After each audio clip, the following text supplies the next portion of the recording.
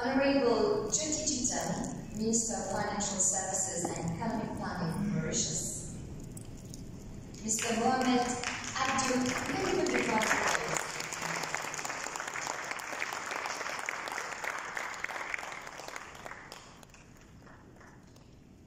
Mr. Mohamed Abdul Razak, Senior Vice President and Head of Capital Mobilization and Partnership, AFC. Mr. Armando Manuel, Chairman of the Board of Directors, FSDA. Mr. Denis Kwesti, Director General, CNPS, CI, Ivory Coast. Mr. Admir Imani, Senior Advisor, TDP Group. Mr. Mahat Ahmed, the CEO of AME Trade.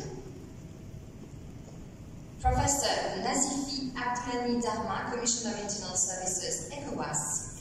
We also welcome today ambassadors, government representatives, sponsors, speakers, attendees, all protocols observed. So ladies and gentlemen, good morning and welcome once again.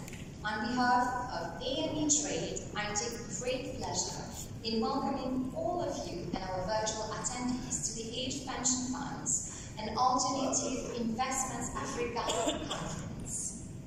It is a pleasure to host all of you here at the Intercontinental Resort. I was here last year, so it is a great pleasure of mine to be here again with you as a master ceremony. This 8th edition continues to build on its previous successes and raise the bar by curating a forward-looking program presenting participants with insights, tools, and connections to ride the wave of technological disruption, achieve exceptionally high risk-adjusted returns, and in the process, build a vibrant pensions industry that contributes meaningfully to Africa's growth and sustainable development. We are pleased to see so many familiar faces and welcome all of you back here at the Intercontinental Resort. If it is your first event with us, so pleased you could be here and make it, and we hope you enjoy the proceedings. Before we begin with our presentation and the rest of the day, I have the pleasure to begin by welcoming Mr. Mahat Ahmed, the CEO of AME Trade, for his opening remarks. Let's give a big round of applause.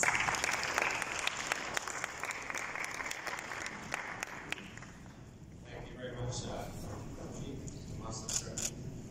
It's good to see the same team consistently helping this event for the last few years.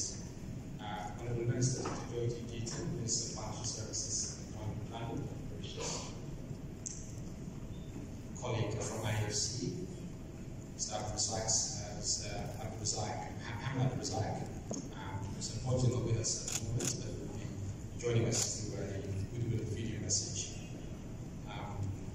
Dr. Armando Manuel, Chairman of the Board of Directors, the Sovereign Wealth Fund, Admir Imani, Senior Vice President of TDP Group, Excellencies, distinguished guests, ladies and gentlemen, very good morning to you all, and welcome back to this beautiful venue and country indeed. On behalf of AME Trade team, it's a great privilege for me personally to welcome you for the 8th edition of the Pension Funds and Alternative Investment Conference in Mauritius. We have hinted, I'm sure you are all consciously aware of our uncharted waters globally in terms of the current and recent developments, the honor of tariffs and trade wars, growing concern what these changes could actually, implications could be for all of us in the continent and globally. The World Bank earlier this year actually projected the average economic growth from 25-26 to about 4.2%, and I'm sure now this will be revised downwards, considering the prevailing heightened uncertainty and risks. Of course, this scenario presents some considerable challenges, perhaps an opportunities for a lot of the institutional funds and asset managers that are here. I'm glad to report for this year we have about 160 plus attendees coming from over 20 countries, 40 speakers, and about 55 institutional investors. Majority of those are African pension funds present here on the continent. Just for those of you who are not familiar with this initiative, what is our objective here? I speak as confused quite a lot with being Mauritian. I can pass for Angolan, I can pass for Ethiopian.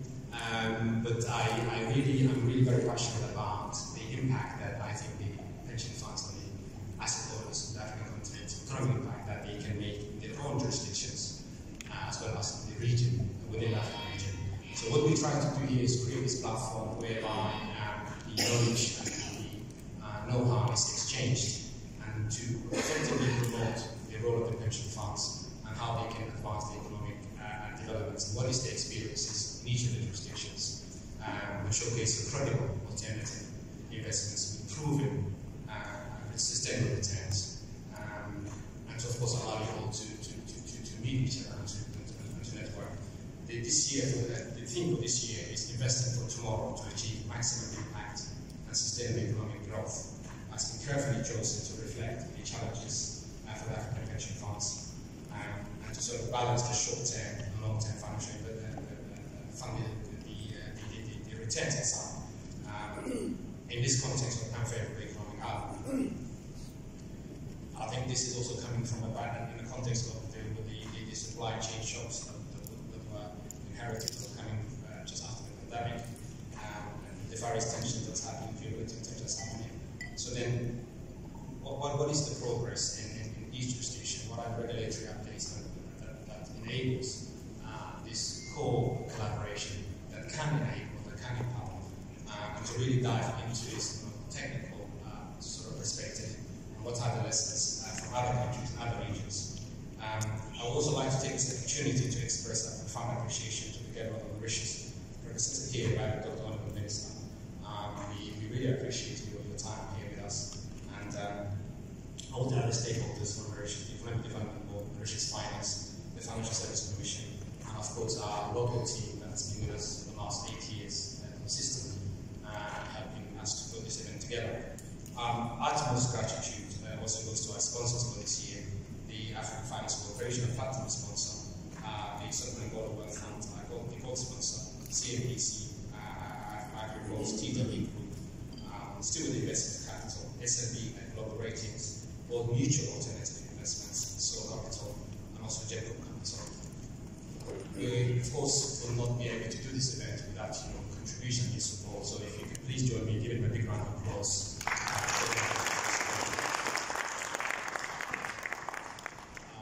encourage you all to please make the most of the social functions that are happening throughout the event, including the coffee breaks, the lunches, and the traditional hotel reception, can be sponsored by TDB Group, to get to know each other a bit more. There is the digital app, so for those of you that are on the app, please do try and arrange your meeting directly on the app, and if you're not being successful in reaching out to who you want to meet, then please do let me and the team know.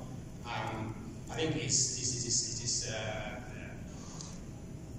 now common knowledge that African pension funds play a significant role on the continent, and we have a greater, considering the demographics and economic outlook, they will play a greater role. Now this will, of course, enhance collaboration. It will give, to give us some insights into this, how this collaboration can be fostered and partnerships, and we look forward to the formation of a long-term mutual beneficial partnership between all the stakeholders, the common interest of achieving sustainable returns and for the economic development of their own countries and the region. And in closing, I would like to just really take this opportunity to thank all the minister, to thank all the sponsors for this event, and for all of you to take your time to join us. And I wish you a very productive conference, and I look forward to meeting you. So thank you very much for your attention.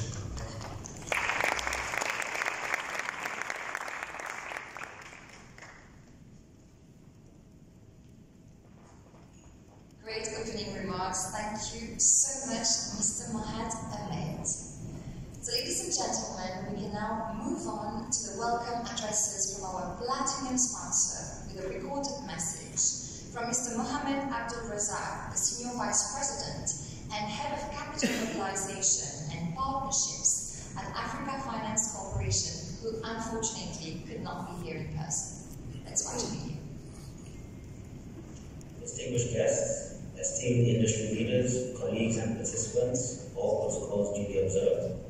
It's with great pleasure that I, Mohamed Abdul Razak, Senior Vice President and Head of Capital Mobilization extend a warm welcome to you on behalf of the Africa Finance Corporation to the convening of the 8th edition of the PIAfrica Annual Conference. While I'm unable to join you in person in Mauritius, I'm delighted to share in discussions and insights of visionary leaders committed to shaping Africa's economic future. This conference marks 8 years of progress, and I extend my profound appreciation to the government of Mauritius for its steadfast support and AME trade for curating this unrivaled forum. To our fellow sponsors and speakers and all participants, the presentation reflects our shared mission to unlock Africa's investment potential. For the 8th consecutive year, I'm proud to announce that Africa Finance Corporation remains a sponsor of PIAfrica.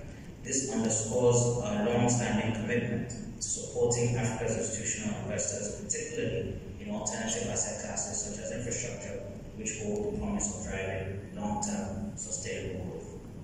This year's theme, Investing for Tomorrow to Achieve Maximum Impact and Sustainable Economic Growth, could not be more urgent. As Africa stands at a critical juncture, the imperative to mobilize domestic capital and strategically channel it towards transformative projects has never been more acute. Amidst global economic uncertainties and pressing climate change challenges, Africa must leverage its abundant resources and institutional capital to forge a path towards self-sufficiency. The recent encouragement for African governments to allocate a significant portion of foreign reserves to global development finance institutions is a commendable step. It's a call that institutional investors must answer by actively diversifying their portfolios into high-impact alternative investments. Consider the immense potential. Africa pension funds and institutional investors collectively manage over 2.3 trillion in assets.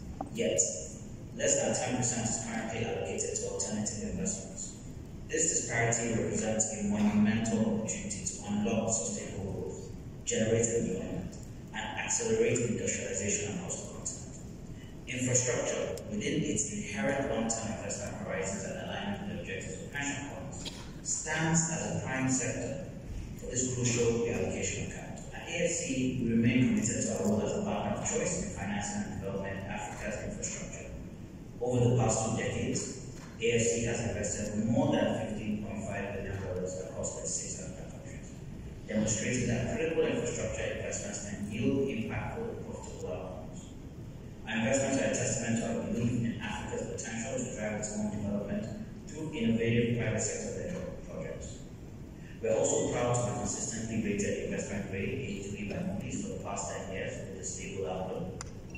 Also, we have been rated AAA by SBC rating from S&P Global China Ratings. These achievements underscore the strength of our financial backing and our commitment to delivering sustainable high-end projects. Our goal at AFC is to continue to work alongside institutional investors to channel into high-impact infrastructure, energy, and industrial projects that align with the long-term goals and objectives of pension funds and contribute to the overall economic development of Africa. Hence, I strongly encourage you to actively engage with the AFC team present at the conference. They are hosting dedicated sessions to explore potential partnerships, and I invite you to connect with our delegates to delve deeper into collaborative ventures. Lastly, as you deliberate over the coming days, let us collectively remember our shared responsibility. African institutional investors possess the capacity to be powerful catalysts for change, deploying capital into projects that deliver tangible impact and generate sustainable returns for their beneficiaries. The urgent challenges posed by climate change and economic volatility demand decisive action, requiring focusing on 3 priorities. Firstly, diversification, by shifting allocations toward alternative assets that match Africa's long-term needs. Secondly, collaboration, forging partnerships with DFIs and private investors to de-risk and scale projects. Thirdly, execution, move from commitment to deployment, because Africa's growth cannot wait. In closing, I would like to thank the organizers, sponsors, and all participants for your dedication and kind attention. Let this conference be remembered as the moment to move from talk to transformation, because strategically investing in critical infrastructure can build resilience, foster local production, and secure a prosperous future for Africa. Together, let's invest for tomorrow for maximum impact for Africa. Thank you. Powerful message. We appreciate PIAfrica's continued support. Thanks to Mr. Abdul Razak for his message. Now, ladies and gentlemen, put your hands together to welcome our gold sponsors to the stage, starting with Mr. Armando Manuel, Chairman of the Board of Directors from FSDEA, and Armando, the floor is. We're good, so we can give a big round of applause to Armando before his speech.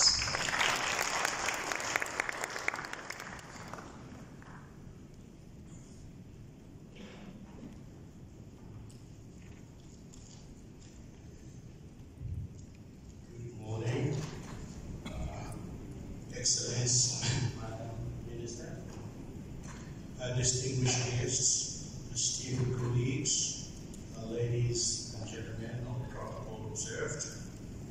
It is a great honor to welcome you all on behalf of the Angola Sovereign Wealth Fund to this timely and strategic forum for Africa's pension fund and alternative investments.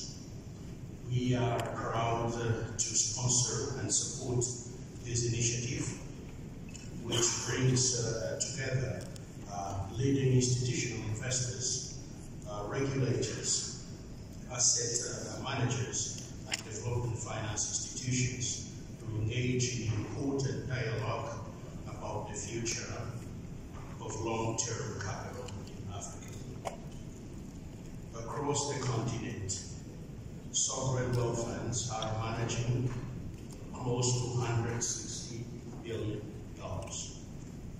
Pension funds are growing rapidly, now collectively managing over $350 billion in assets, and are increasingly seeking diversification beyond traditional asset classes. At the same time, we are aware that Africa faces an estimated gap over $100 billion in annual core infrastructure, alongside emerging opportunities in agriculture, in fintech, in logistics, in healthcare, and renewable energies.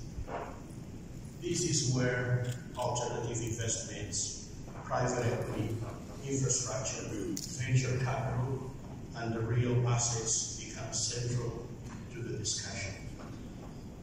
These instruments offer uncorrelated returns, inflation protection, and above all, direct impact on development objectives. We are called to believe strongly in co-investing platforms, bringing together sovereign wealth funds, pension funds, EFIs to pool capital, to share risk, to improve governance standards. There is strength in collaboration, especially when guided by principles of transparency, ESG integration, localization to tackle the geographical asymmetries of our countries and our continent. As sponsors of this forum, we are not only here to support the conversation, we are here to be active participants in building innovative financing solutions that reflect African realities. Let us use this opportunity to deepen our networks, to unlock capital for impactful projects, and align our strategies with a broader agenda of sustainable development, agenda that can create jobs, agenda that can make our economies more resilient. Thank you once again for being here.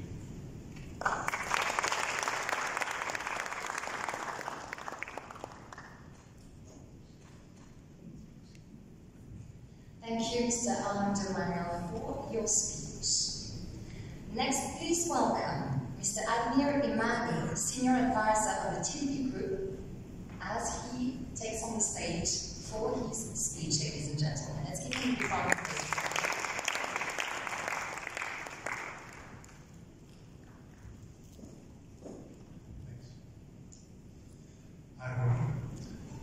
I join my voice to our MC and Amy Tree, CEO, and recognizing all the dignitaries present today. So to keep our time short, kindly allow me to consider all the protocol. Good morning, distinguished guests, partners, and friends. It's a pleasure to join you today to talk about a powerful idea, one that TDP Group has not only championed but also lived. The idea that the African capital can and should be mobilized for African development, and I think that's the reason why we're here today. Over the past 4 decades, the Trade Development Bank, TDB, has grown from a development DFI with a core trade and infrastructure mandate into a dynamic, multi-faceted financial group with an asset base of 10 billion plus, an operation spanning in 26 member countries. TDB Group is delivered on a vision of a sustainable development and regional integration in Africa.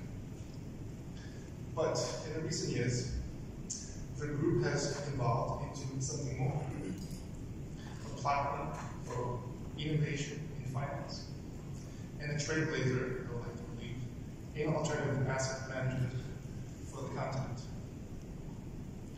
TDB today is not just a bank.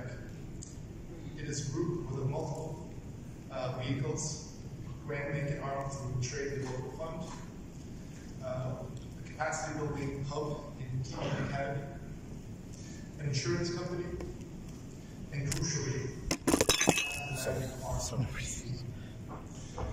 focused on originating and managing bespoke investments opportunities for a wide range of investors, including institutional investors, etc. And this brings me to an important theme that is central to today's discussion: the mobilization of institutional capital for Africa. Across our continent, there is trillions of dollars in assets, as we just mentioned by our colleagues, largely concentrated in pension funds, insurance firms, and sovereign wealth funds. These institutions are increasingly seeking alternative ESG-aligned opportunities that offer solid returns. But while there's an appetite, actual allocation to impactful African assets remain below the potential. This is where TDB Group plays a transformative role. One participant at a recent fund launch event described TDB as both a midwife and a matchmaker. And I cannot agree anymore. When you think of TDB as a midwife, helping birth innovative vehicles like Class B shares in 2012, which welcomed over 20 institutional investors into the shareholders' family. These investors from pension funds to sovereign wealth entities not only received attractive returns, but contributed to development outcomes. Building on that particular success, TDB issued Class C shares, Class C green shares, launched in 2022. Ushered in the new era of the climate and sustainability aligned capital, including the creation of a project preparation facility. TDB has also been a matchmaker, connecting capital to high impact unlisted opportunities. Through this, our asset management company called SLI, Eastern and Southern African Trade, launched the Eastern and South African Trade Fund, SATAF, which has grown more than fivefold since launch, currently at 265 million under asset management, and we believe that to be about 300 million by the end of the quarter. And what has this fund achieved? It has delivered a return of about 10% above, received investment grade rating from Japan Credit Rating Agency, A-, and also from Care Rating from the Mauritius office, which is AAA rating. More importantly, it has driven tangible development outcomes, supporting real economy in Africa, in East Africa, and across Africa, supporting SMEs, women-led businesses, smaller farmers, green energy, healthcare, infrastructure, and even a vaccine manufacturing called mRNA. And now, TDB is taking the next step, launching a few other products, to include the TDB African Meat Trade Fund, responding to investor demand for a longer tenor trade finance opportunities. This fund, and those to follow, includes vehicles for infrastructure, green housing, and e-mobility. To also include a specialized trade finance fund for Ethiopia, where we're also looking to launch as well. All this illustrates how TDB is shaping the next chapter of African-led capital development for African growth. Friends, the journey of TDB Group has been shaped by a strong sense of purpose, innovation, and partnership. It has worked hand in hand with institutional investors, not just to channel funds, but to build trust, to build platforms, and to build futures. In closing, let me say this, TDB is ready. Ready to be the African premier alternative asset manager, ready to midwife communities, ready to be a matchmaker of African capital with African opportunities, and ready to continue writing stories of impact that transcend shape prosperity. Thank you so much.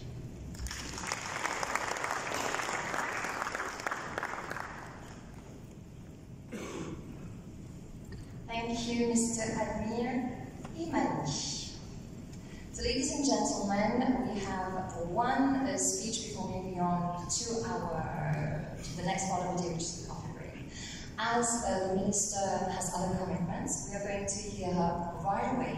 And we will have the pleasure to hear after the coffee break Professor Nazifi Abdullahami Darma, Commissioner of Internal Services from ECOWAS. So without any further ado, let's welcome the Honorable Jyoti Jitan, Minister of Financial Services and Economic Planning of Mauritius.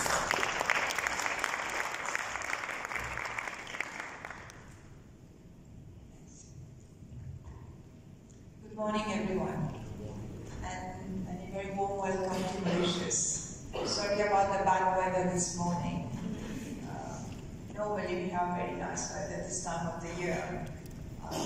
But we are not complaining about the rain, as some of you might be aware. We are through a drought season at the moment, so every little drop of rain we are welcoming it. But sorry about it might have, it might not make a pleasant stay for you if you are looking for the sunshine.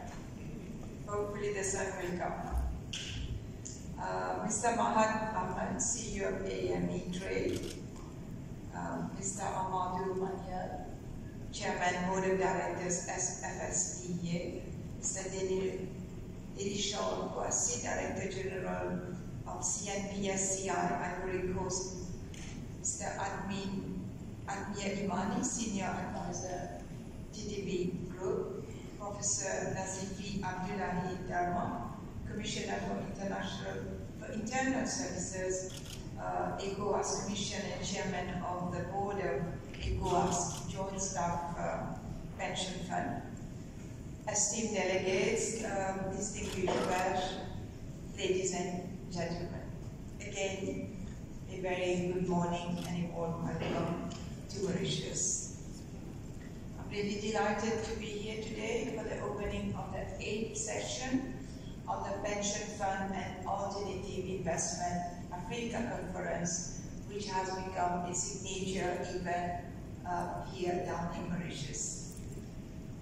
For those who may not be aware, we have a new government in place since November last year, and I'm at the helm of the Ministry of Financial Services and Economic Planning.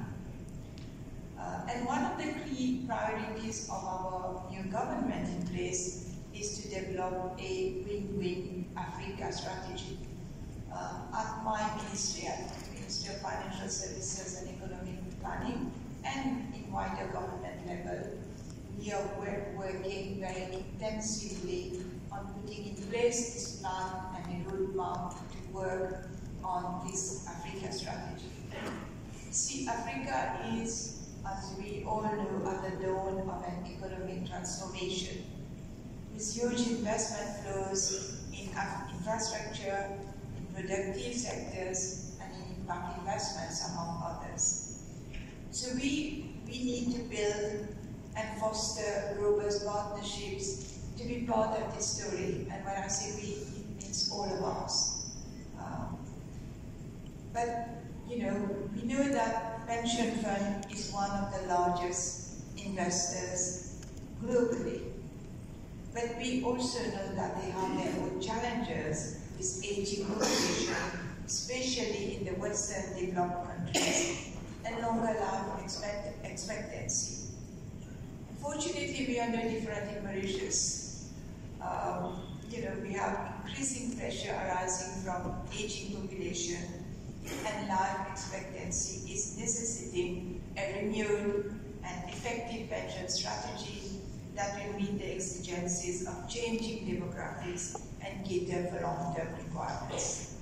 So as policymakers, regulators, and industry stakeholders of the pension industry, as you all come together and delve into the pressing and sensitive challenges with a view to craft appropriate pension reform strategies that not only address the issues associated with funding pension obligations in the future with longer life expectancy, but also consolidate and protect the social interests of the elderly population. Rethinking the economic and funding model for long-term sustainability of the pension industry is not an option, but rather an obligation today.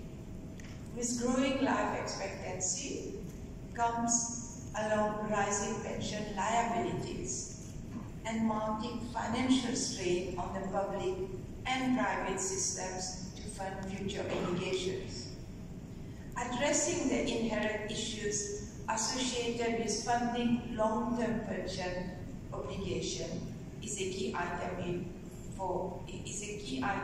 high on our agenda.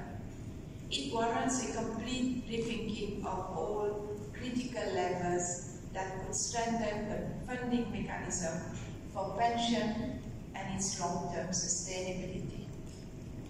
It calls for pension product innovation, which aims at providing broader flexibility on pension contribution rates.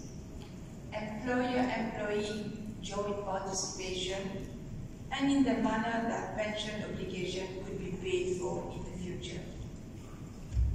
It also necessitates proactive measures towards inculcating an early retirement savings culture in the countries, as well as favoring resilient and diversified funding mechanism for long-term sustainability.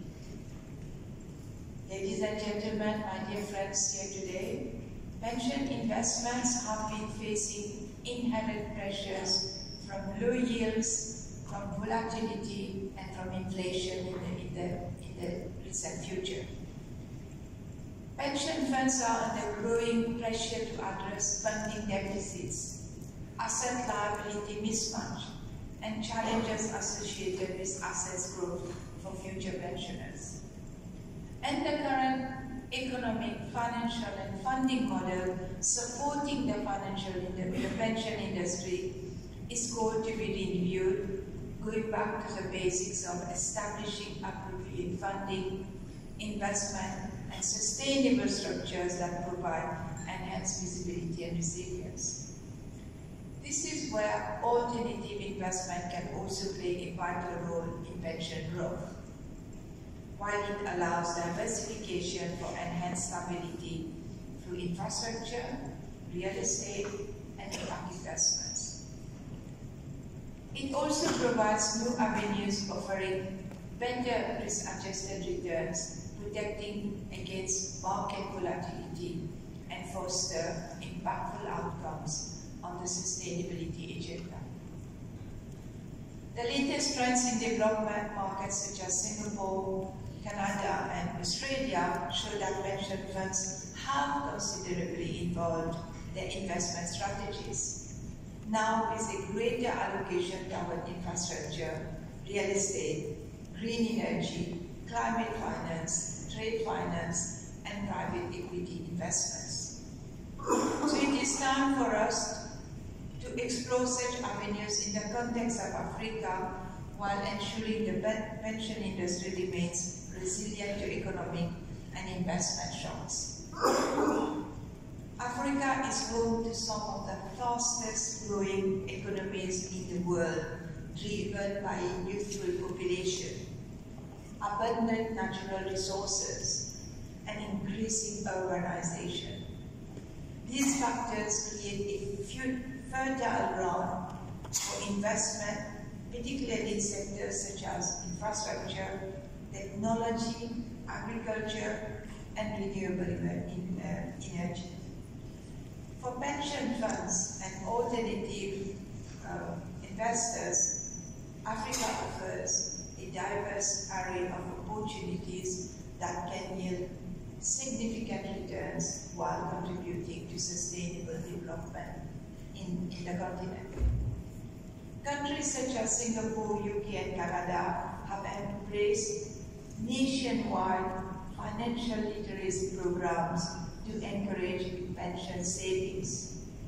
We also need to embrace similar path in developing campaigns that not only educate workers on retirement planning, but also encourage them to act responsibly at an early stage in their careers. Sensitization campaign on private retirement savings will play a pivotal role in both raising awareness and creating a savings culture that reduces exclusive or over-dependencies on basic retirement pension, whilst complementing it with one's own private pension fund built over the years.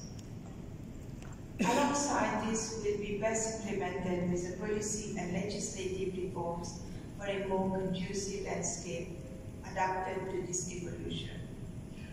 It also calls for digital enablement, enabling workers to view, track, and monitor their pension funds in a more transparent and live manner.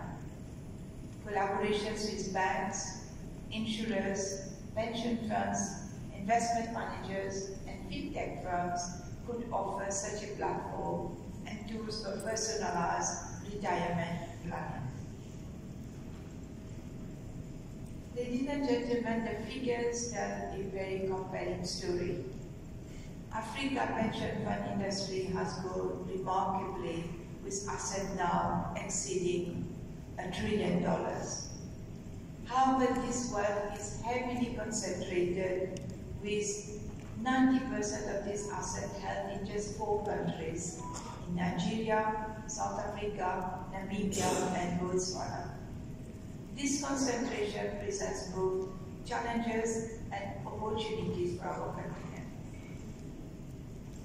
First, regarding infrastructure and investment needs, Africa requires between $130 to $170 billion annually for infrastructure development, with a current shortfall of hundreds of billions.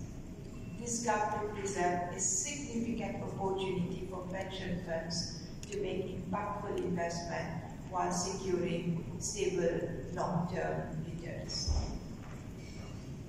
Second, pension coverage across Africa remains concerningly low, with only 8.5% of working-age Africans having pension coverage compared to the global average of around 32%. This disparity is particularly striking given that 80% of our workforce operate in the informal sector. And third, the role of alternative investment cannot be overstated. Currently, African pension funds allocation to alternative assets ranges between 0 to 2.7% of assets under management. These conservative allocations suggest substantial room for growth, particularly in areas such as private equity, where we have seen deals totaling $1.9 billion last year, despite the global economic headwinds. I must also highlight the recent regulatory reform which have been transformative. The Africa Pension Supervisors Forum, which includes regulators from 10 African countries, has been instrumental in harmonizing regulatory approaches. In South Africa, amendments to regulation now allow up to 45% of pension funds assets to be allocated to infrastructure projects, setting a precedent for regulatory innovation across the continent. We certainly need further harmonization, but we are taking strides in the right direction. With mobile phone ownership averaging 84% across Africa, we have an unprecedented opportunity to expand pension coverage through digital solutions. This technological advantage positions us to address the coverage gap, particularly among the informal workforce. Alternative investment offer a compelling solution for diversification and enhanced returns. Recent regulatory changes across various African nations have expanded the allowable investment outlets to include private equity and venture capital, infrastructure projects, real estate investment, green bonds, and sustainable investments. And we are also all aware, ladies and gentlemen, that investing overseas and in Africa is not without its challenges. Issues such as political instability, regulatory uncertainty, and infrastructure deficit can pose risks to investors. And so it is crucial for pension funds to conduct thorough due diligence and engage with local partners who understand the intricacies of the market. And by fostering strong relationships between African countries and leveraging on local expertise, investors can navigate these challenges more effectively. Allow me now to share with you a snapshot of the Mauritian pension industry. Here in Mauritius, our pension assets represent 28% of our GDP, and our long-term insurance industry has shown remarkable growth, with gross premiums reaching 11.6 billion Mauritian rupees and total assets 106 billion Mauritian rupees. As you know, Mauritius has also been reinforcing its role as a regional financial center focused on Asia, India, and more looking towards Africa. Our strategic location, our robust regulatory framework, and our proven track record as a financial hub makes us ideally suited to facilitate the growth of pension funds and alternative investment across Africa. Mauritius can be a strategic partner to unlock the full potential of pension funds and alternative investments in Africa by focusing on 3 priorities. First, the regulatory harmonization. We continue developing frameworks that encourage investment while maintaining robust protection for pensioners. Second, capacity building. We are enhancing the expertise of fund managers and trustees in alternative investment management. And third, regional integration. We're creating standardized platforms for cross-border investments and collaboration. Friends, the future of African pension funds lies in our ability to innovate, to collaborate, and to adapt. We must work together to bridge the infrastructure investment gap, expand pension coverage through digital solutions, increase allocation to alternative investments, and strengthen regional cooperation and regulatory harmonization. By prioritizing sustainable practices, we can not only enhance our investment portfolios, but also contribute to the long-term prosperity of the communities in which we are investing. Ladies and gentlemen, Africa represents a dynamic landscape for pension and alternative investment. By embracing the opportunities and addressing the challenges with a strategic and responsible approach, we can unlock the potential of this vibrant continent.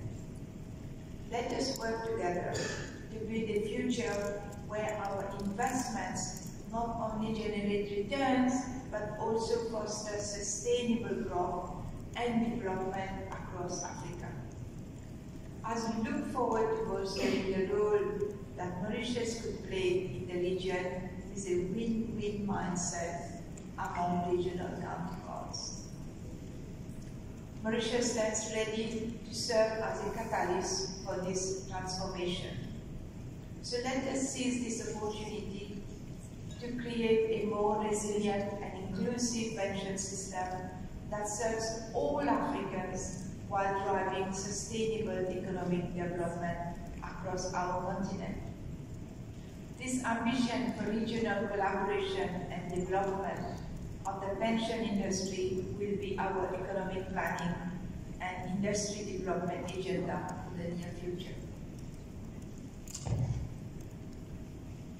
Ladies and gentlemen, friends gathered here together, before concluding, and as I stand here in this room, we cannot remain silent on the earthquake event that just shattered the foundation of the global economic system. We are probably back a century ago when tariffs were funding national budgets. The premises of globalization and free trade, based on the theory of comparative advantage that all of us studied when we were doing our GCSEs and A-levels, have today been profoundly shaken overnight since the liberalization declaration or announcement last week. Markets all over the world are shaken, volatile, and in tatters. It feels like we are in the eye of a cyclone. Uncertainty and unpredictability have never been more profound. It is no longer that tomorrow is a new day, and we don't know what it will bring. It is now, we don't know the next hour what it will bring. So much of this unpredictable and uncertain and volatile environment that this chaos has brought. It reminds me of a certain September 2008 when I was working at Merrill Lynch in London. It genuinely reminds me of that week before 15 September 2008, when we all know what happened. This is a full-fledged trade war facing us.